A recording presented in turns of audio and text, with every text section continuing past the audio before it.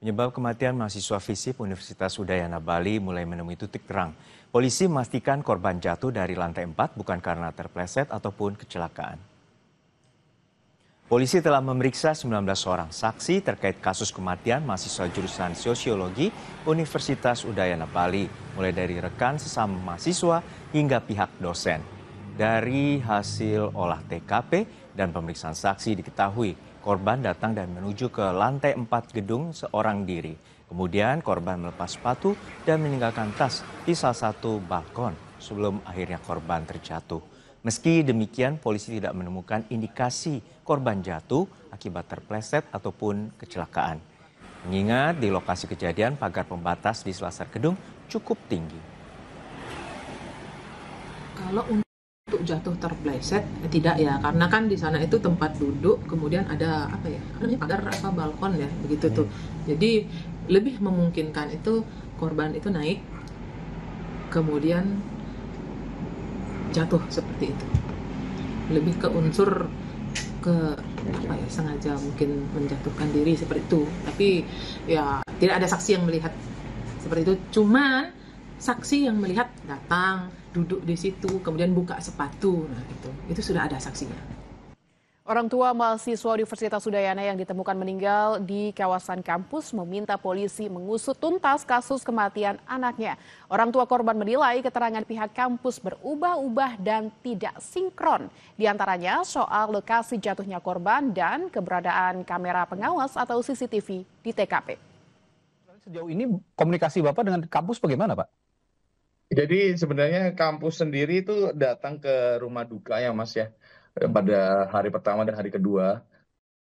Pada hari pertama itu disampaikan dari pihak kampus bahwa anak saya lompat dari lantai 2. Kemudian di hari berikutnya dikasih keterangan bahwa dari lantai 4.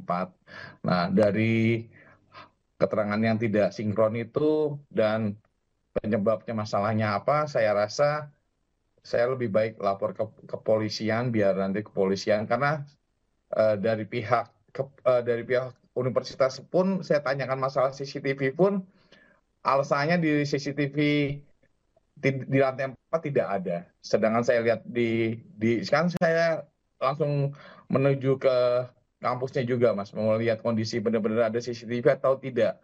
Di lantai 4 itu ada CCTV. Oke. Ini pintu masuk itu, pintu masuknya jatuhnya anak saya itu pas di pintu masuk dari kampus dari Fakultas FISIP. Jadi harusnya sih saksi mata pun juga ada, karena memang itu jam 9, jamnya lagi sibuk-sibuknya ya. Habis itu juga ada CCTV juga, saya lihat di lapangan banyak sekali.